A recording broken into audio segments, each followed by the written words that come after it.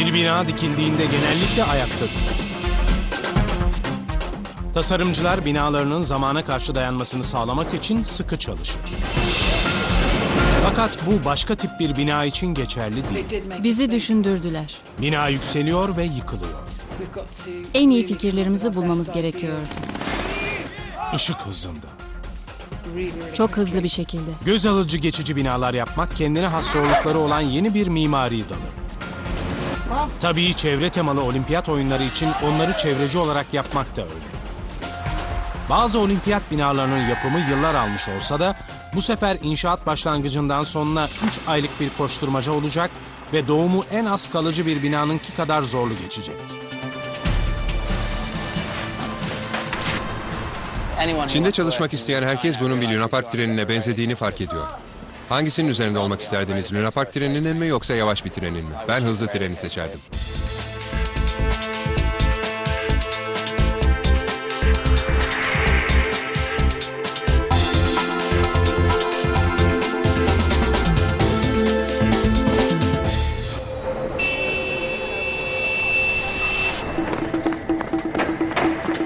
Pekin şehrinin kuzeyinde Olimpiyat Parkı bulunuyor. Olimpiyatların başlamasına sadece 3 ay kaldı. Tamamlama yarışı başlamış durumda. 8 yıldan uzun bir süredir planlanıyor. Onu enerji tasarruflu ve uzun süreli teknolojilerin bir göstergesi olarak tasarladılar. Yeşil Olimpiyatlar adı verilen bu organizasyon aynı zamanda havayı temizlemek için yapılan bir yarış. Hava kirliliği seviyesinin Dünya Sağlık Örgütü'nün önerdiğinden belki de 5 kat fazla olduğu şehir çoğu zaman sisli bir duman bulutuyla kaplı oluyor. Parkın içindeki en ikonik ve göze çarpan yapılar Kuş Yuvası adındaki atletizm stadyumu ve Su Küpü adı verilen su sporları merkezi.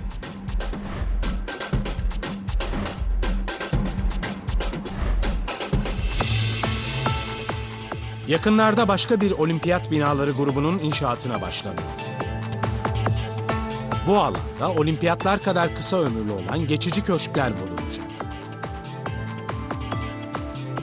Her biri bir sponsoru temsil edecek ve olimpiyat ziyaretçilerine eğlence ve hizmet sunacak. İnşaatların başlangıcından bitişine kadar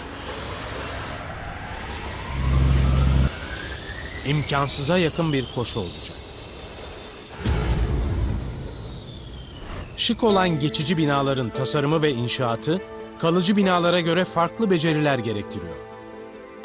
Tasarım yaparken ilk olarak insan perspektifinden çok şey alırım. Bence kağıda kaleme dokunmadan önce hepimiz bunun mimari ikonografiden çok insanla alakadar olduğunu biliyoruz. Eğer bu ikisini bir potada eritebilirseniz büyülü bir karışım elde edersiniz. Sally Crabb, oyunlardaki atletler ve aileleri için Olimpik Randevu adı verilen bir misafir ağırlama salonu yapacak olan şirketin yaratıcı direktörü. Fikrin özü, izleyicileri ve atletleri bir yere çekmek. Atletlere müsabakalar sırasında şehre gelen ailelerini alıp götürebilecekleri bir yer sunmak. Samsung'un sponsorluğundaki Olimpik Randevu, aynı zamanda eğlence için oraya gelen izleyicilere de hizmet verecek. Samsung, 2000'de düzenlenen Sydney Olimpiyatlarından beri Olimpik Randevu'nun sponsoru. O zamandan bu yana 2002 Salt Lake City, 2004 Atina ve 2006 Torino Kış Olimpiyatlarında randevunun sponsorluğunu yaptı. Yeni zorluk noktası bunu çevreci bir şekilde yeniden yapmak. Ve başlangıç gününden itibaren başka bir zorluk daha var. Daha önceki olimpiyatlarda organizatörler sponsorların alanlarını oyunlardan neredeyse bir yıl önce tahsis etmişti. Fakat Çin'de alanlar 2007'nin Aralık ayında bitirildi. Bu da ekibi daha en başından 4 ay geride bıraktı. Hayatın her alanında, her türlü teslim tarihi insan zihninin odaklanmasını gerektirir. Yaratıcı zihinler o kadar da kötü bir şey değildir. Şansları var ki hayal gücü yalnız başına değil. 중국에도 상당히 많은 친환경의 전문가가 있었고 Çin'de yeşilci binalar konusunda uzmanlaşan birçok mimar olduğunu gördük. En iyi köşkleri oluşturmak için bu uzmanları kullanmaya ve onları batılı tasarımcılarla birleştirmeye karar verdik. 그런 측면에서 기획을 하게 된 거죠.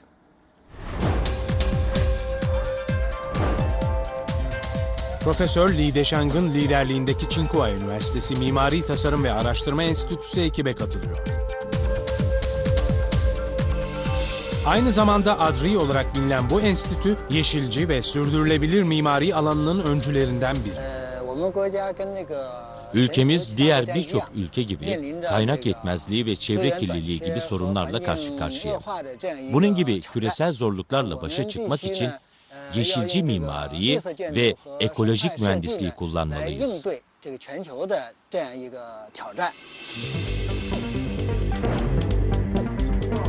Yeşil olimpiyatlar planlanırken hükümet ADRI'den dünyanın dört bir yanından gelen çevreci teknolojiyi sergilemek için kampusa yeşilci bir bina yapmasını istedi. Binanın dışında su arıtımına katkısı olan küçük bir sulak alan ve ayçiçeği denilen güneşle birlikte hareket edip bodrum katını aydınlatan fiber optik aydınlatma tüpleri var.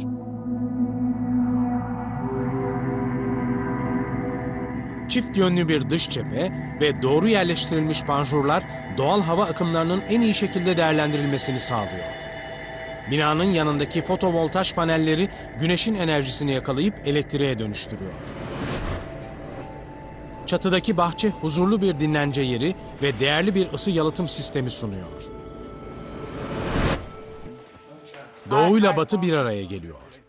ADRI ve Hayal Gücü ekipleri 2008 Yeşil Olimpiyat randevusunun tasarımı için beyin fırtınası yapıyor. Bu alanda ise fiber optik bir ormandan geçilecek. Huang Shangming ve Li Tiye yeşilci binalar konusunda uzman.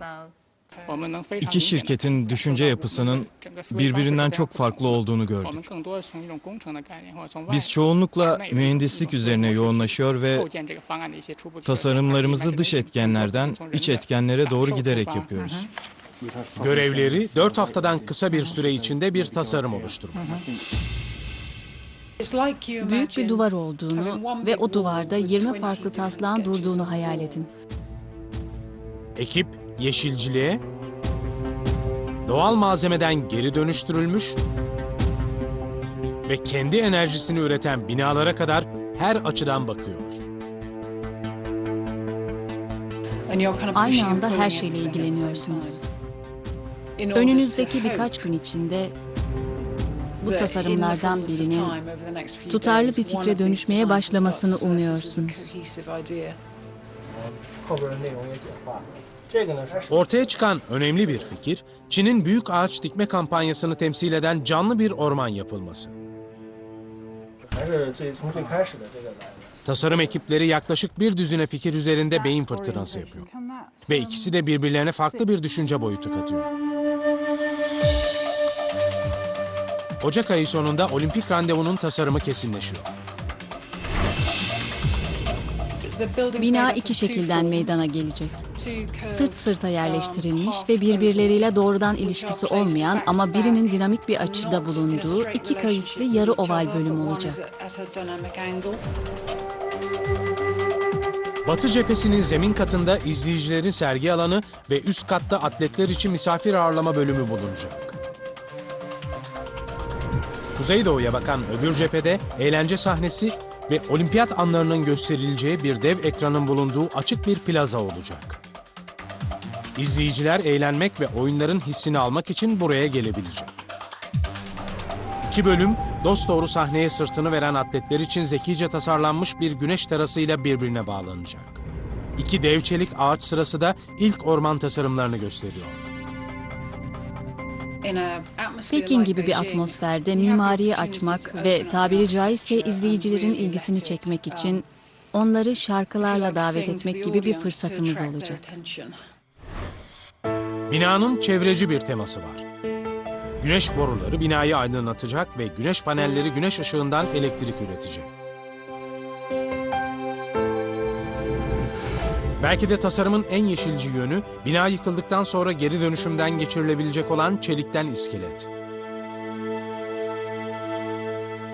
Fakat planlarına son rötuşları yaparlarken bir alan tetkiki tüm inşaatı başlamadan durdurma tehlikesine getiriyor. İnşaat sahasının altında bir şey varmış gibi görünüyor.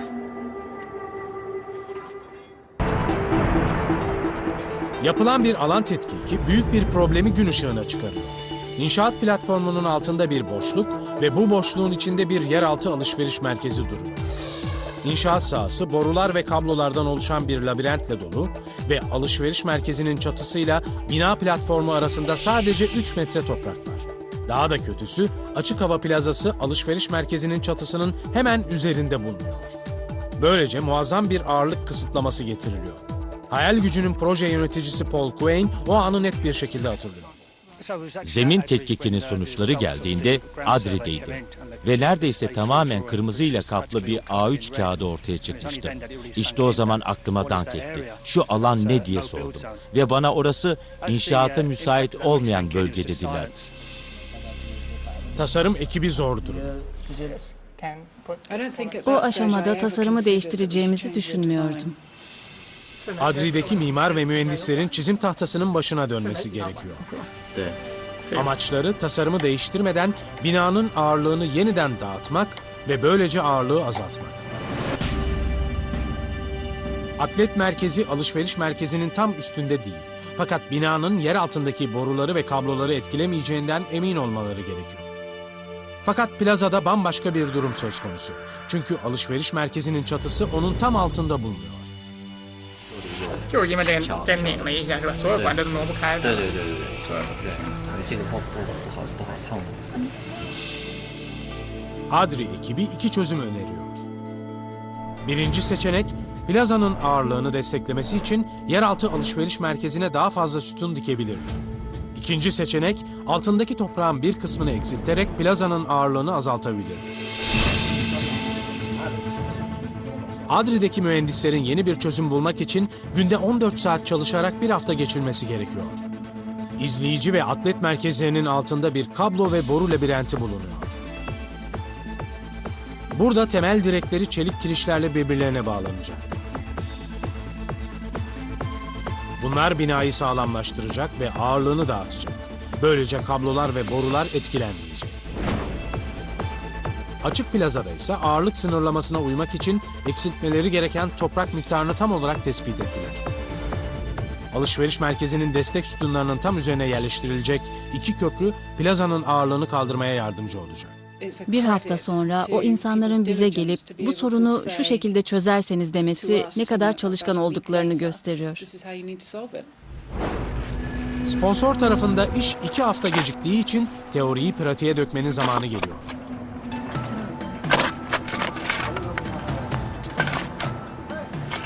İnşaat alanında binanın temelleriyle ilgili problemlerle karşılaşacağımızı anladığımız için mümkün olduğunca çabuk bir şekilde izin almadan inşaata başladık. Kazının bir kısmı makinelerle yapılabildiği halde inşaat sahasının hassas yapısı kazının çoğunun elle yapılmasını gerektirir. İş kazma kürekle ve mezura ile yapılıyor. Kazmaya başladık. Neredeyse bir arkeolojik kazı gibiydi. Bütün o eserleri elle kazarak ortaya çıkarmaya çalışıyor gibiydik. Ustabaşı Yong Qingyang'ın liderliğindeki göçmen işçiler 6 farklı ilden geliyor ve nadiren evlerine dönme şansı elde ediyor. Birçoğu olimpiyatların daha büyük projelerinde çalışmış. Fakat hiçbirinin teslim tarihi bu kadar yakın olmamış. Bu proje kesinlikle baskı dolu. Bu baskıyı motivasyona dönüştürmeye çalışacağız.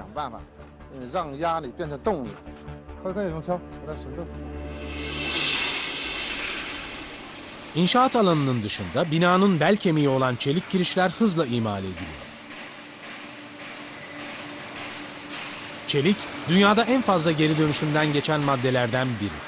Birleşik Devletler'de 150 yıldan uzun süredir çelik geri dönüşümden geçiriliyor.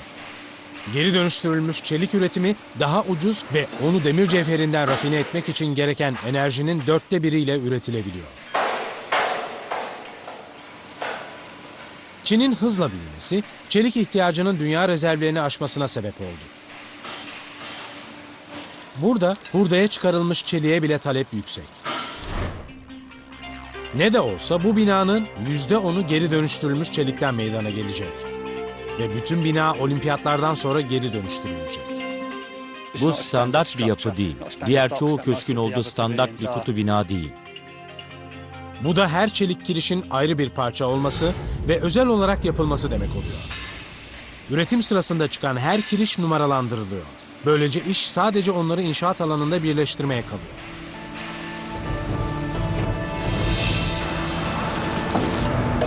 Dev bir Lego seti gibi. Saat sabahın 3'ü. Fabrikadan bir başka çelik kiriş partisi daha geldi. Talep o kadar fazla ve kar dönüşü o kadar hızlı ki fabrika çeliği sadece küçük partiler halinde yollayabiliyor. Bu sefer 6 sütun ve plaza için kirişler getirildi.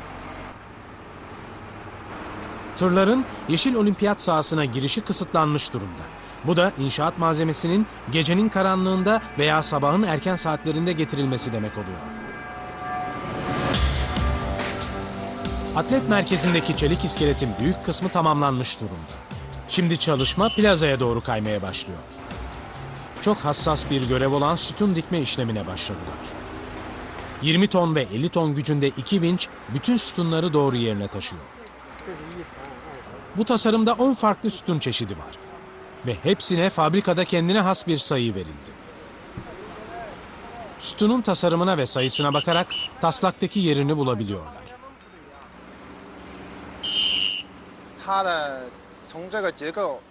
Bu istisnai bir yapı. Bu sebeple onu inşa etmek çok karmaşık. İşçilerimiz her parçayı dikkatle inceliyor. Bu kadar çılgın bir tempoyla çalışırken kaçınılmaz bir şekilde hatalar yapılıyor. Bu sütun yanlış yere taşınmış. Sayısı taslaktaki ile tutmuyor. Fakat kimse onun yerini alacak doğru sütunu bulamıyor. Sonradan öğrendikleri üzere fabrikanın bu sabah 8 sütun yollaması gerekiyorken sadece 6 tanesi inşaat alanına ulaşmış. Bu da bugünün çalışma programında planlandığı üzere plazanın bütün sütunlarını dikemeyecekleri anlamına geliyor. Daha da kötüsü sütunlardan biri bina için fazlasıyla kısa kalmış. Acil bir şekilde bazı değişiklikler yapılması gerekiyor. Sütunlardan biri yaklaşık 40 santim kısa kaldı. Fabrika bundan endişelendi. Ama problemi çözdük. O kadar büyük bir engel değildi. Fakat yanlış yöne bakan bir sütun dizisini düzeltmek o kadar kolay değil. Daha şimdiden onları sıkıştırmakta olan bir çalışma planı içinde bunu en hızlı nasıl düzelteceklerini tartışıyorlar. İnşaat sırasında işçiler içlerini parçalayan bir haber alıyor.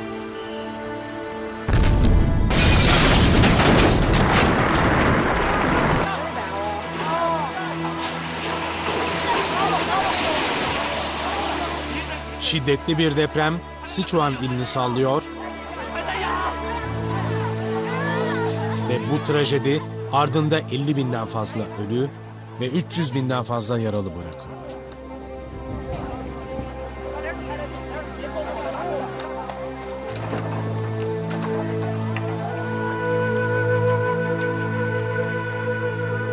Buradaki birçok işçi Sichuan. Sichuan'dan gelen birçok işçimiz olduğunu biliyordum. O sırada orada yaşanan depremin haberini almamız çok acıydı. İnşaat sahasında 1 dakikalık saygı duruşu yaptık.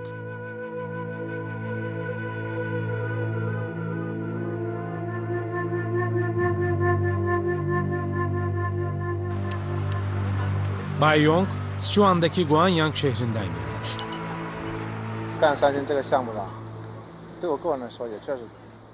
Kişisel olarak burada proje üzerinde çalışırken büyük bir stres altındayım. Çünkü bırakıp gidemiyorum. Her gün televizyondan şehrimin görüntülerini izliyorum. Çok üzücü bir olay. Ama olimpiyat oyunları için tüm kalbimizi ve ruhumuzu bu inşaat alanına adamalı ve onu zamanında bitirmeliyiz.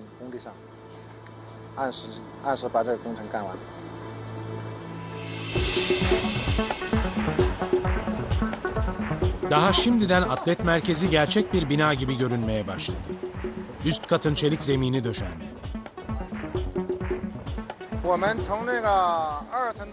İkinci katın kirişleri ve zemin çelikleri geldiğinden beri günde 20 saat çalışmaya başladık. Kavisli kirişleri tek tek yerleştirmeye başladılar. Bu yüksekten korkanlara göre bir iş değil. İşçiler çok yükseklerde uzun zaman geçiriyor. Güvenliğe çok önem veriyoruz. Hepsinin bir güvenlik halatına bağlanması gerekiyor.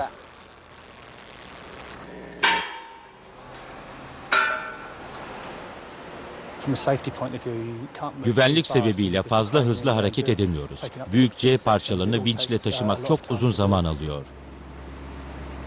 Fabrika hala inşaat yerindeki talebi karşılayacak kadar çelik üretmeyi başaramıyor. Bu yüzden inşaat çalışma programının 2 hafta gerisinde. Eğer fabrika çelikleri zamanında teslim etmekte zorlanmaya devam ederse ciddi bir sorun yaşayacağız. Büyük çelik ağaçların ilki yerine yerleştiriliyor. Her biri 7,5 ton ağırlığında olan bu ağaç gövdelerini kaldırmak için 50 ton gücündeki vinç kullanılıyor. Ağaçlar yuvalarına yerleştirilirken vincin onları havada sabit tutması gerekiyor. İçeride ana yapının yangın yalıtımı başladı. Ondan sonra ağaçlar dallarına kavuşuyor. Her biri 1 ton ağırlığında olan dalları kaynaklamak için sabit tutmak zaman alıyor. Haziran'ın ilk haftasının sonundayız ve olimpiyatlara 9 hafta kaldı. Çelik orman neredeyse tamamlanmak üzere ve kavisli çelik kirişlerin en sonuncusu plazaya yerleştiriliyor. Ağaçları boyamaya başlayabilmek için binanın 2 tarafında iskeleler kuruldu.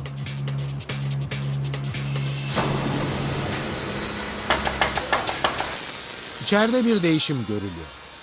Zemin katın şu anda iç duvarları ve beton zemini var. İkinci kat da şekillenmeye başlıyor. Hatta bir çatıya bile sahip.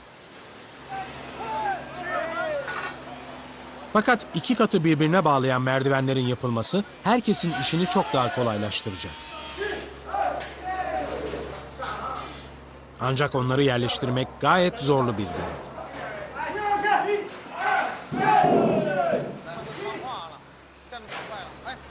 Zaman o kadar az ki inşaat yerinde birçok ayrı bölüm aynı anda çalışıyor.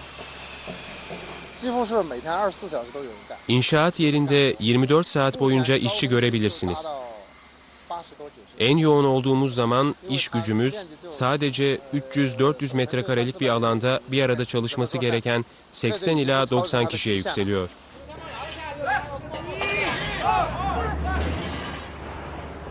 Çelik yapı tamamlandığında binanın üst katının 3 tarafını çevreleyecek olan cam duvarları yerleştirme zamanı geliyor.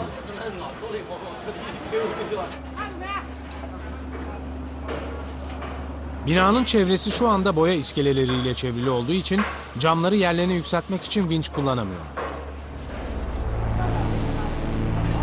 Bu yüzden hepsinin elle yapılması gerekiyor.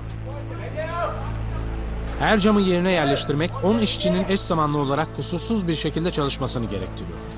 Bu cam panellerin her biri yarım ton ağırlığında ve 8 metre uzunluğunda.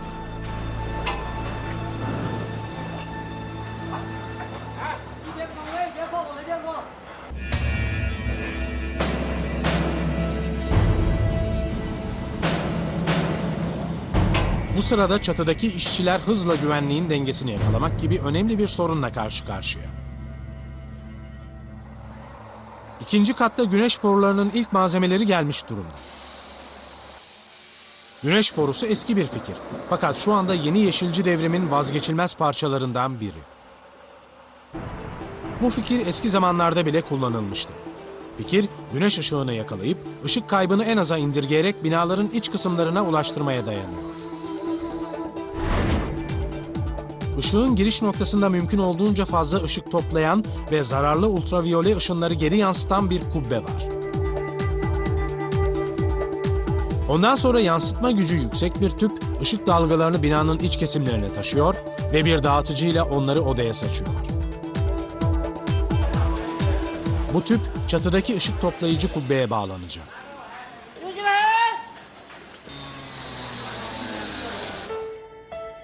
Toplam 5 güneş borusu var. Bunlardan 3 tanesi dosdoğru zemin kata inecek.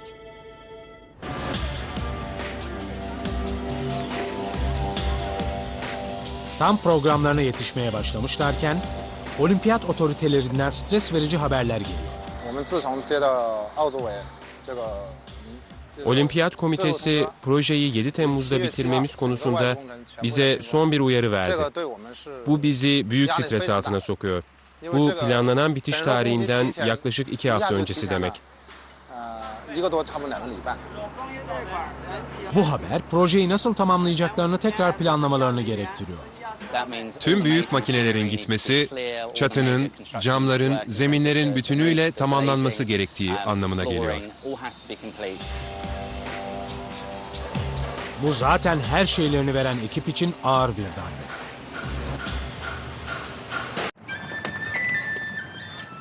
Çin, nefes kesen bir 30 yıl içinde kendini çoğunlukla kırsal üretime dayanan bir ekonomiden dünyanın en hızlı büyüyen ekonomisine sahip dinamik ve modern bir topluma dönüştürdü. Dünyadaki bütün binaların yarısı Çin'de bulunuyor. Çin, bütün dünyadaki malların %8'ini üretiyor. Dünyanın fabrikası haline geldi. Fakat gelişmenin bir bedeli var.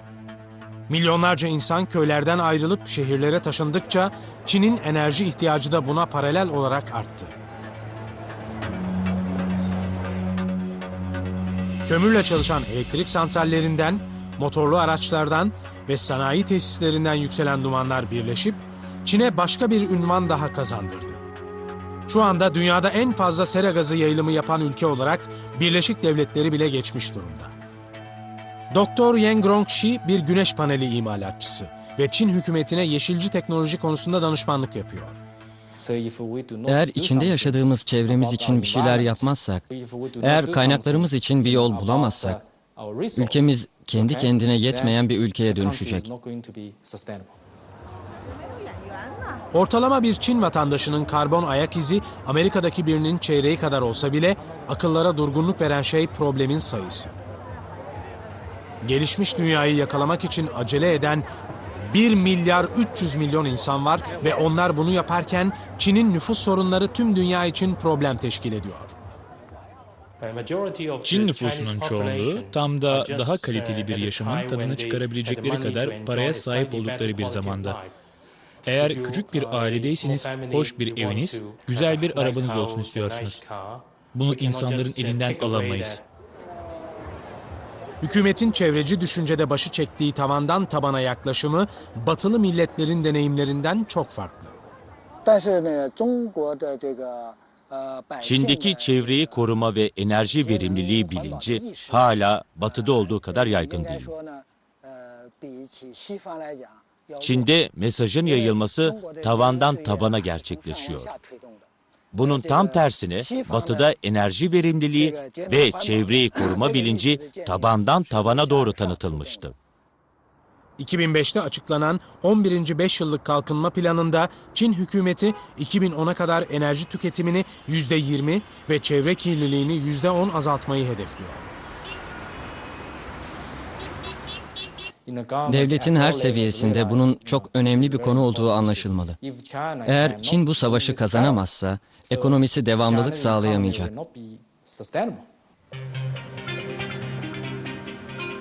Pekin'in 80 kilometre kuzeyinde oluşturulan yeni bir yer, Çin'in yeşilci geleceğine doğru yapılan hareketin işaretini veriyor.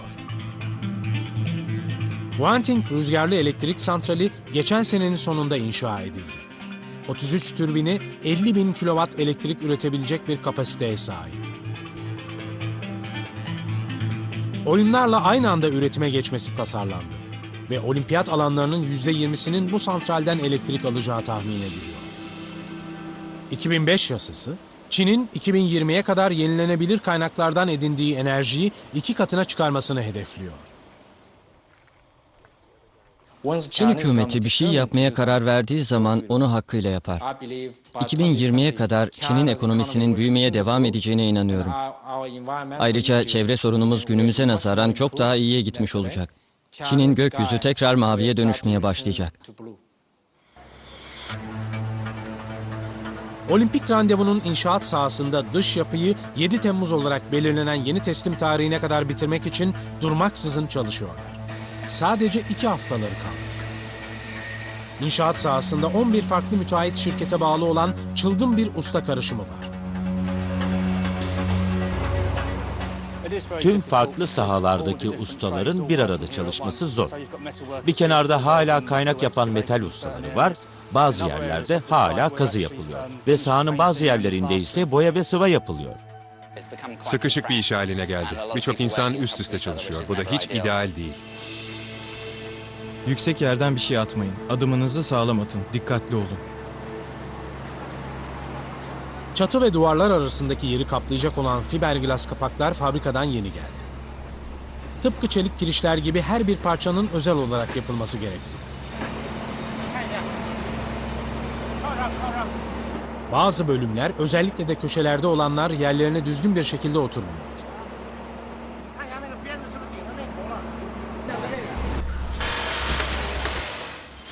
İş gücü şu anda en yoğun zamanda 150 kişiye yükseldi ve bitmek bilmeyen bir iş yükü var. Geleneksel öğle yemeği uykusu birçok işçinin zorlu saatlere dayanmasına yardımcı oldu. Normalde her gün insanlar gece yarısında veya gecenin ikisinde paydos ediyor. Herkesin belirli bir zaman içinde doldurulması gereken sabit bir iş yükü kotası var. Eğer o günkü iş plandan geri kalırsa işi tamamlamak için fazla mesai ekliyoruz. Bu yüzden her gün 150 insan gibi büyük bir iş gücüne ihtiyacımız var.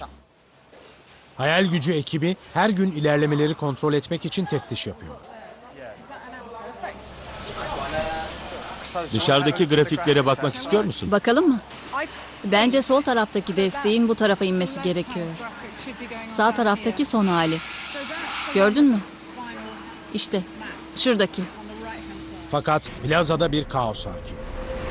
BOKO, yani Pekin Olimpiyat Komitesi'nden gelen işçiler binaya su, elektrik ve internet servisi tesisatı döşemek için burada. İnşaat sahasının kazılamayacağı kadar ilerlemiş durumdayız. Bu durum büyük bir dağınıklık yaratıyor ve engel oluşturuyor. Yani orayı mı kazacaklar? Binanın yakınlarında beyaz boyayla çizilmiş birçok çizgi varken, kepçe sürücüsünün ana kanalı nereye açmaya tasarladığını tahmin etmek güç. Şu anda alışveriş merkezinin köşesine tehlikeli bir şekilde yaklaşıyor. Kepçe yer altındaki alışveriş merkezinin çatısına gitgide yaklaşıyor. Bunun temellerimize yaklaşacağına dair bilgi almadık. Biliyorum. Tam kazdığı yerde orası. Yapılan tetkikler kepçenin çok yaklaşmasına rağmen binanın temellerine zarar vermeyeceğini gösteriyor. Boru hattının üzerindeler. Altınızda borular olduğunu unutmayın. Birçok hükümet acentesiyle çalışıyoruz. Her biri işi doğru yöne doğru götürüyor. Ama her zaman bir araya getirdikleri söylenemez. Orada ortalık karıştı. Ama bütün sponsorlarımızda durum aynı. Başka seçeneğimiz yok. Düşük enerjiyle çalışan klima sistemi için tavana havalandırmalar takılıyor. Aydınlatma tasarımcısı Tanya Burns, ışık kablolarının yerleştirilmesini kontrol etmek için Londra'dan geldi. Elektrik hattı ve ışıklandırma sisteminin taslakları iyi gidiyor gibi görünüyor. Normalde çizimler ve taslaklar ışığın nereye takılacağını gösterir ve ışıklar takılacağı yerde kalır. Tabii normalde. Bazı ışık kablolarının yer değiştirmesi gerekiyor. Çünkü onlara ayrılan yer havalandırma boruları tarafından kaplanmış durumda. Şu andaki durumumuz şöyle. Buradan geçilebilir mi? Hayır, geçemez. Ya buradan? Evet. Peki karşı tarafta aynı yerden geçilebilir mi? Hayır. Yani son derece sorunlu bir aşamadayız. Ama çözüyoruz. Üzerlerinde başka bir işçi ekibi çatıya fotovoltaj panellerini yerleştiriyor. Fotovoltaj, yani FV panelleri güneş ışığını toplayıp dosdoğru elektrik enerjisine dönüştürüyor. Her panelde birçok müstakil güneş hücresi var. Her hücrenin içinde güneş ışığını elektriğe dönüştüren ince silikon bir tabaka var. Güneş ışığı partikülleri, yani fotonlar silikona çarptığında küçük elektrik akımları üretiyor. Bu akım metal kontaklardan geçerek elektriğe dönüşüyor. Her panel, düşük voltajlı dalgasız elektrik akımını yüksek voltajlı dalgalı akıma çeviren bir dönüştürücüye bağlı. Bu da doğruca binaya elektrik sağlıyor. 25 yıllık ömrü boyunca tek bir FV paneli 6500 kWh enerji üretiyor ve atmosfere 7,5 tonluk karbondioksit yayılmasını engelliyor. 2002'den beri dünya çapında FV panellerinin üretimi her 2 yılda bir 2 kat artıyor. Dünyanın en hızlı büyüyen enerji teknolojisi. Buradaki 60 panel Santec adındaki Çinli bir şirket tarafından yapıldı. Bush'ta bulunan Santec sadece 6 yıl içinde 20 işçili küçük bir fabrikadan 8.000 işçi çalıştıran çok uluslu bir şirkete dönüştü. Dünyada FV paneli üreticilerinin en büyükleri arasında yer alıyor. Fosil yakıtlarıyla kıyaslandığında hala pahalı olsa da güneş enerjisinin birçok çevreci avantajı var. Sessiz, hiç zehirli duman veya sera gazı yaymıyor ve hiç tehlikeli atık maddesi yok. Bu petrol sanayinden bile büyük. Dev bir sanayi olacak. Santec'in kurucu bilim insanı ve girişimcisi Zheng Gongxi'nin geleceğin enerjisinin fotovoltajda olduğundan hiç şüphesi yok. Her türlü elektrik üretim teknolojisinde, mesela petrol veya kömürde bir jeneratör inşa etmemiz ve jeneratör inşa etmek için çelik kullanmamız gerekiyor, değil mi? Aynı zamanda elektrik üretmek için kömür, petrol ya da doğalgaz gibi bir yakıt yakmamız gerekiyor. Bir güneş enerjisi jeneratörünü ele alalım. Bu jeneratörü yapmak için gereken malzeme nedir? Özünde kum, yani silikon var. Dünyanın yüzeyinde sudan sonra en bol bulunan madde de kum, değil mi? Peki yakıtımız ne? Yakıtımız güneş ışığı ve o da bedava. Kendi çabasıyla milyarder olan Dr. Xi, başarılı bir girişimin yöneticisi olmaktan daha büyük bir rolü olduğunu düşünüyor. Serbest bir girişimcinin bazen politikacıların yapamayacağı şeyleri yapabileceğine inanıyorum. Mesela Bill Gates'e örnek verebiliriz. İnterneti çok başarılı bir şekilde tanıttı ve hayatlarımızı değiştirdi. Yaşama ve çalışma şeklimizi değiştirdi. Eğer güneş enerjisini başarılı kılarsak, insanların hayatını değiştireceğiz.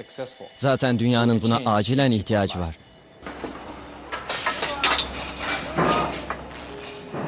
Sonunda iskeleler sökülüyor. İskeleleri söktüğümüz gün binayı ilk defa gördük. İlk izleniminizde gülümsüyorsunuz ve orada çalışan diğer herkesin yaptıkları şeylere ilk baktıklarındaki yüzlerindeki ifadeleri görüyorsunuz.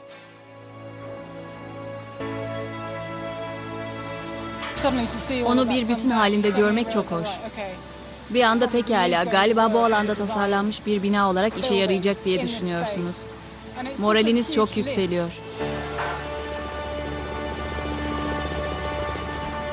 Fakat binanın öbür tarafında durum çok farklı. Bokok çalışanları feci şekilde yavaş ilerliyor ve kimse elektrik, su ve internet hatlarının ne zaman bağlanacağını bilmiyor. Otoritelerden gelen başka bir talimat durumu daha da kötüye götürecek gibi görünüyor. 1 Temmuz'dan itibaren inşaat sahasına gelebilecek kamyonların sayısının azaltılabileceğini duyduk. Her binaya 1 ya da 2 kamyon getirilebilecek. Bu hiç iyi değil çünkü ayın 8'ine kadar bitirmek istiyorsak birkaç tane daha getirebilmemiz gerekiyor. 1 Temmuz gelip çatıyor ve ana binayı bitirmek için bir haftadan az süreleri var. Plazadaki ışıklandırma ve sahne tamamlanmak üzere. Atlet merkezinde camdan duvarları artık renkli viniller süslüyor. Her geçen gün tasarımın daha fazlasının vücut bulduğunu görmek hoşumuza gidiyor. İşi doğru yaptığımızı fark etmeye başlıyoruz. Çelikten ağaçlar bile arkasında duran ve çimden bir dış cepheye sahip olan komşu binayla birlikte daha güzel görünüyor. Komşularımız çok minimalist bir tarz seçmiş. Onların deneyimleri binaların içinde. Bizim yaptığımız şey ise binamızı ters yüz etmek. Tasarımı sokağın ortasına koymak ve böylece bir sokak tiyatrosu oluşturmaktı. Ertesi gün 1 Temmuz kamyon sınırlamasının etkileri görülüyor. İnşaat sahasına bir beton kamyonunu getiremiyor. Atlet terasının üst kısmına dün akşam tüm betonu dökmek istiyorduk. Geceleyin yönetmeliğin inşaat sahasına getirebileceğiniz yük araçlarının sayısı konusundaki bazı maddeleri değişti. İşçiler bu işi gece bitirebilsin diye beton ve çimento çuvallarını arabalar ve jiplerle buraya taşımak zorunda kaldık. Tam en dibe batmış gibi görünürken ve zaman çizelgesine yetişmek daha da imkansız bir hale almışken otoritelerden 7 Temmuz teslim tarihine dair haber geliyor. Bokok, inşaat sahasını kapatmak için 8 Temmuz'a kadar süre verdi. Ama onlar da son işleri tamamlamak için canla başla çalışıyor. Bu yüzden teslim tarihini ayın 20'sine kadar uzattılar. Bize çok faydası oldu ve kesinlikle tüm sponsorlar bundan memnun kaldı.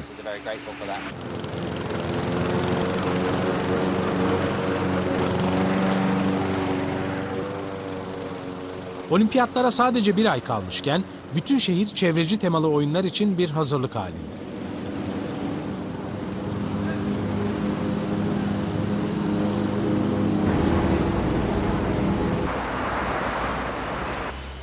Sonunda tüm hatlar döşeniyor ve kazılmış yerler dolduruluyor. Fakat dış cephenin boyasını bitirmek ve ortalığı temizlemek için iskeleler tekrar kuruluyor. Temizlikçileri temizliğe başlamaları için çağırmanız, tüm binanın ortaya çıkması, tüm teknisyenlerin gelmesi harika bir his. Çünkü hedefinize çok yaklaşmış oluyorsunuz. Artık elektrik olduğu için ışıklandırma tasarımcısı Tanya Burns ışıkları yönlendirmeye başlayabilir.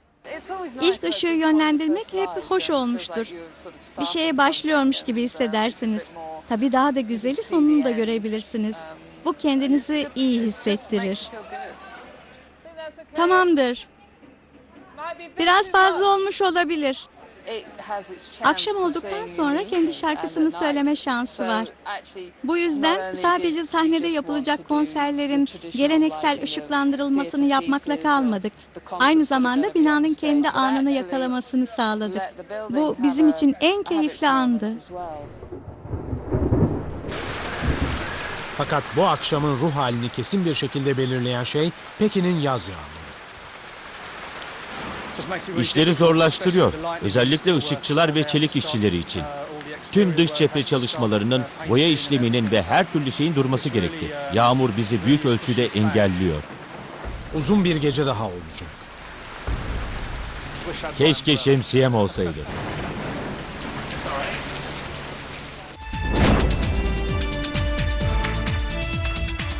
Bir ay sonra 2008 Pekin Olimpiyatlarının ilk günü gelip çatıyor. Aynı zamanda olimpik randevu çalışanlarının da işbaşı günü.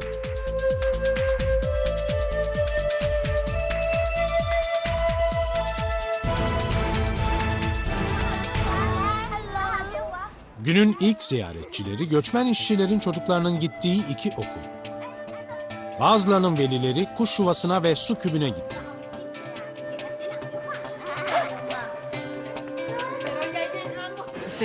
İnsanların içeri girip rahat etmelerini ve tesisi amaçladığımız şekilde kullanmalarını görmek harika. Bence bu tüm ekibin çalışması karşılığında çok uygun bir ödül. Binada çok renk var. Ve bu çok iyi oturuyor. İnsanlara yansıyor gibi görünüyor. Tüm bu renkli camlar ortama çok yakışıyor. Dışarıda yakıp kavuran bir güneş var. Ve bu da binanın içini çok olumlu etkiliyor. Burası çok aydınlık ve hoş bir yer oldu. Güneş boruları üst kattaki şeref yerlerini aldı. Yeşilcilik mesajları ziyaretçilerin yaşadığı deneyimin bir parçası. Bu güneş borusu altındaki cep telefonunu şarj etmek için bir mini FV paneline ışık veriyor. Ziyaretçiler çatıdaki FV panellerini göremeseler de bu sergi yeşilci düşünceyi yansıtıyor. Binanın dört bir yanına gizlenmiş geri dönüşüm hikayelerimiz var. Bunlar maddelerin üzerine yazılmış küçük mesajlar. İnsanlara yeşilcilik konusunda uzun uzun nutuklar çekmiyor, sadece ortada duruyorlar. Bar tezgahı geri dönüşümden geçmiş plastik şişe kapaklarından yapıldı. Bara oturup içkinizi tezgaha koyduğunuzda, "Hey, bu da neymiş?" diyorsunuz. Barın neden yapıldığını gösteren bir yazı var. Bu sadece küçük, hoş bir hikaye. Aşağıdaki plaza cıvıl cıvıl. Gün ısındıkça kalabalık da ısınıyor.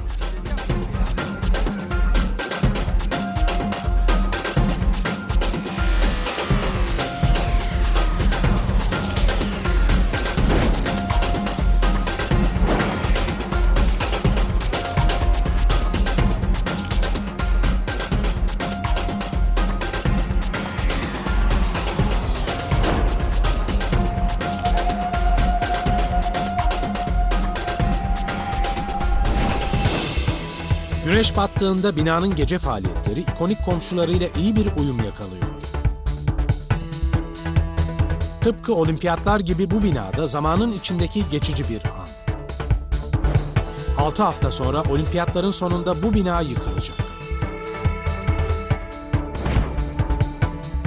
Ardında ise çim bir arazi ve geri dönüştürülecek malzemeler bırakacak. Bir şeyler paylaştınız bir an. Bir sergi parçası veya mimari bir eser paylaşıyorsunuz. Sizin durduğunuz yerde sadece birkaç kişinin durduğunu ve haz aldığınız şeylerden haz aldığını, ondan sonra yok olacağını ve ondan kalan tek şeyin hikayeler ve fotoğraflar olacağını biliyorsunuz. Binanın en sonunda yıkıldığını görmek, noktayı koymak olacak. Bu olimpik yeşilin bir parçası olarak kalabilseydi harika olurdu. Ama bildiğiniz gibi bunlar geçici binalar. Geçici olarak inşa edildiler. Bu bina kısa ömürlü olabilir.